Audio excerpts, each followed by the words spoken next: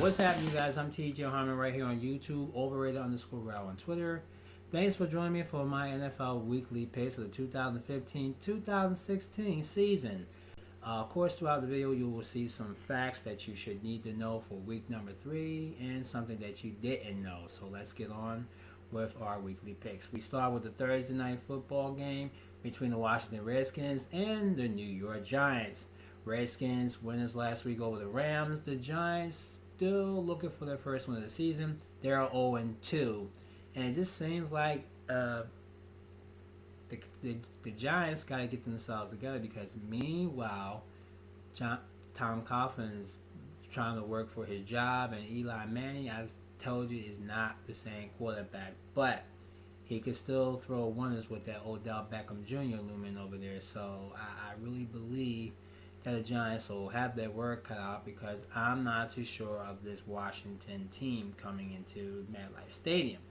This could be a nail biter, but I'm not sure who I want to pick. But if I wanted to pick one, I'm going to tell you that the New York Giants may end up winning this game in convincing fashion. Eli Manning and Rashad Jennings will get themselves together and get it done. So I'll tell you to pick the Giants over the Redskins at MetLife Stadium on TNF. On Sunday, we have the Oakland Raiders on the road facing the Cleveland Browns. Raiders big winner over the Ravens at home in Oakland, and Cleveland coming back to beat the Houston Texans over there at the Dog Pound. Johnny Manziel threw a 50-yard touchdown in week number 2, just like he threw a 60-yard touchdown in week number 1.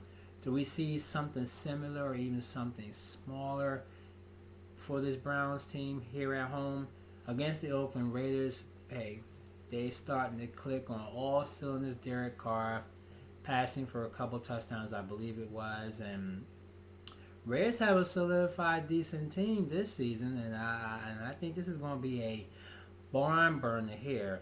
But if I was to pick, I'd tell you to take the Browns at home to beat the Raiders. We have the Atlanta Falcons on the road facing the Dallas Cowboys. The Cowboys are 2-0, and so are the Falcons. Both teams winners last week. Falcons over the Giants in comeback fashion, and the Cowboys just put a shellac-a-dack on the Philadelphia Eagles. And about the Dallas Cowboys, there are sources on my end that tells me that Dallas may have taken some plays out of the Eagles playbook and use it to their advantage. Because if you notice during that game, DeMarco Murray was running with the ball, and every time he got the ball, he was stopped every single time immediately after he had given the ball. During the pass, they couldn't stop him on the passing, but the run plays was just enough to make this dude really, really mad. And I've never seen Dallas stop the Eagles' running game for the longest that I've seen them play. So there's speculation that Dallas may have taken the Eagles playbook, stole their plays, and used it to their advantage. Call me crazy, but I'm seeing it how I'm seeing it, and then some sources that told me had said the same thing. So Dallas also today made some moves. They acquired Matt Castle from the Buffalo Bills for a 2017 6th or 7th round pick. Maybe it could be more to it, but they also have put Kellen Moore from the practice squad to the active roster. So you have number 1 Brandon Reed, number 2 Matt Castle, number 3 Kellen Moore, until Tony Romo comes back from his clavicle injury, which he's going to be out for at least 7 or 8 weeks. So love is not lost for the Cowboys, but I'm going to tell you that this week they got their work cut out for them because Julio Jones is a dangerous receiver while Dez Bryant sits home looking like, y'all better beat this team because they're tough, and they really are tough. So I'm going to tell you to take the road team, the Atlanta Falcons, who are going to go 3-0 on the road to beat the Cowboys at AT&T Stadium. We got the Indianapolis Colts traveling to Tennessee to face the Titans. The Titans are 1-1 after a big loss last week. The Indianapolis Colts, who were losers last night big to the New York Jets, surprisingly, that made my week not so well at all. Andrew Luck and Chuck Pagano are having some issues right now, and things are not looking right for Indy. A lot of people on my prognosticators believe that the Colts may take their fury out on Tennessee and beat the crap out of them. But I'm going to go with this bold prediction. As long as everything is not going right for the Colts, I'm going to tell you this will be my upset pick. I'm going to pick the Tennessee Titans at home to beat the Colts, because right now Colt City ain't looking so coldish at this particular point. So with that, that's my upset pick this week. The Titans at home to beat the Colts, and the Colts will go 0-3. In Indianapolis. Next game, we got the St. Louis Rams at home facing the Pittsburgh Steelers. The Steelers were big winners at home against the San Francisco 49ers. Jet lag, West Coast, you know how that is. And they're supposed to have the return of Le'Veon Bell as their running back. Meanwhile, St. Louis, who shocked their Seahawks in overtime in Week 1, couldn't do anything to the Redskins in Week 2. You think they'll come back home on the greatest show on turf and do some minimum damage to the Steelers. I think Ben Roethlisberger is going to have an issue with the special teams with the St. Louis Rams, but the Rams are going to have trouble with that Pittsburgh defense. So if this is going to be a game of defense and special teams, I'm going to tell you to pick the Pittsburgh Steelers on the road to beat the St. Louis Rams. We have the San Diego Chargers on the road facing the Minnesota Vikings. Chargers losers last week to Cincinnati. Vikings big winners over the Detroit Lions. Right now, the Chargers are 1-1, but I have to tell you, Phillip Rivers, he can really do some damage sometimes with NFC teams. They trail, they pull back and win their game. I don't see it happening here in Minnesota because Teddy touchdown Bridgewater and Adrian Peterson, fiery like they were last week in Week 2, they could be like this again in Week 3. I love to tell you to pick the San Diego Chargers on the road to beat the Vikings, but I'm going to tell you to take the Vikings at home to beat San Diego over there in Minnesota. We got the New England Patriots at home facing the Jacksonville Jaguars. I'm not saying no more. Tom Brady, whether he's a cheater or not, he gets the job done with Rob Gronkowski. Tom Brady also passed over 400 yards to break more records in the history of the NFL. He's just that dude. Cheater! But I'm going to tell you to take the Patriots at home to annihilate Bradley Bortles and the Jacksonville Jaguars. The Philadelphia Eagles traveled to MetLife Stadium after the Giants beat the Redskins to face the New York Jets. Jets are 2-0 and the Eagles are 0-2 on the season.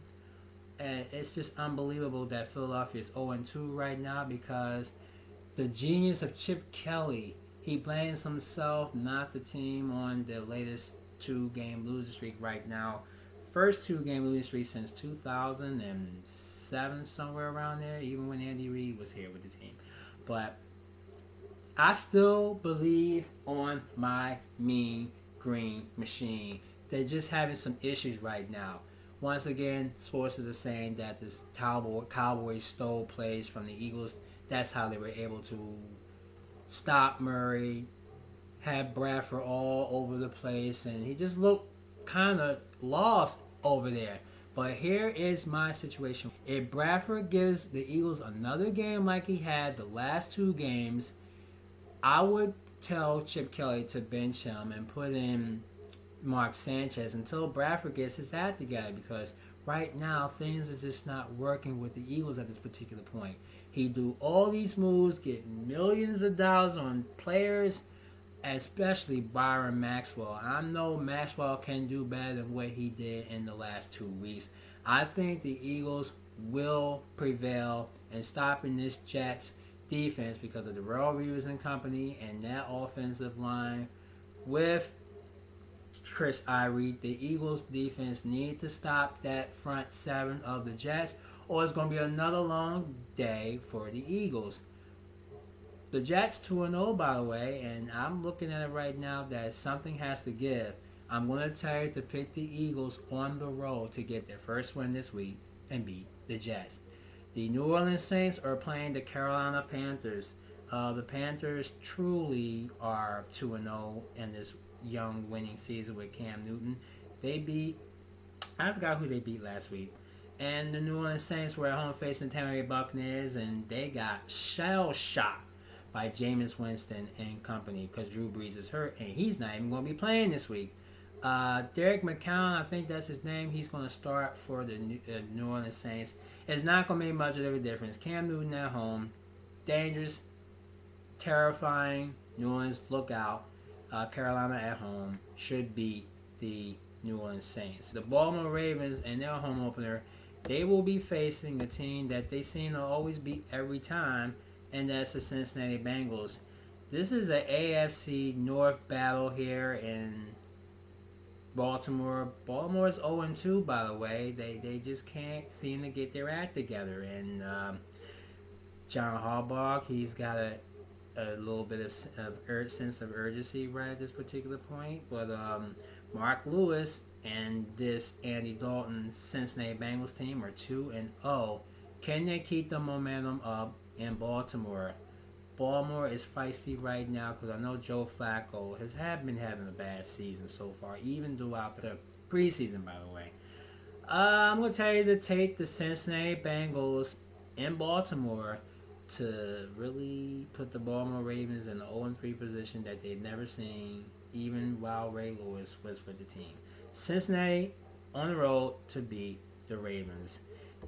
The Tampa Bay Buccaneers travel to face the Houston Texans at Reliance Stadium on Sunday. Tampa Bay big winners over the Saints, as I alluded to a few seconds ago, and the Houston Texans just didn't have anything to prove. I think it was the Texans who beat Cincinnati. It was Cincinnati who the Texans couldn't really do. Or maybe I'm wrong, but help me out, guys. I know the Texans lost last week, but you know Tampa Bay did. Jameis Winston passed a touchdown, running a touchdown. It could be unpredictable. Brian Hoyer, he may start for Houston. Then again, maybe Ryan Mallett may end up doing it too.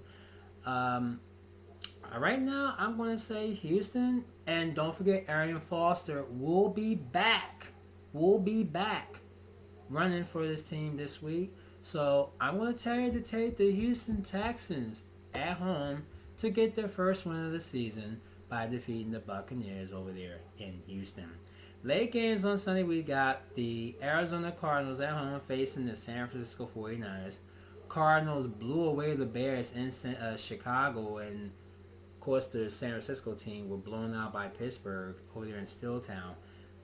Things are just not looking right for Tom Pagulaeva and the 49ers right now. They're still having some issues right now. I still don't have confidence in Colin Kaepernick. Meanwhile, on the Cardinal side, Carson Palmer, too much David Johnson, who I think will probably be running it back again for the Arizona Cardinals. It's just too much of Ryan Fitzgerald.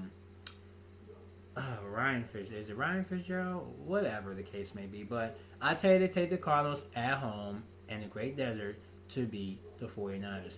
The Buffalo Bills are traveling to Florida to face the Miami Dolphins. The Bills, who were almost blown out by the Patriots, but pulled out to lose it by 7 points over the Patriots at home in Buffalo last Sunday.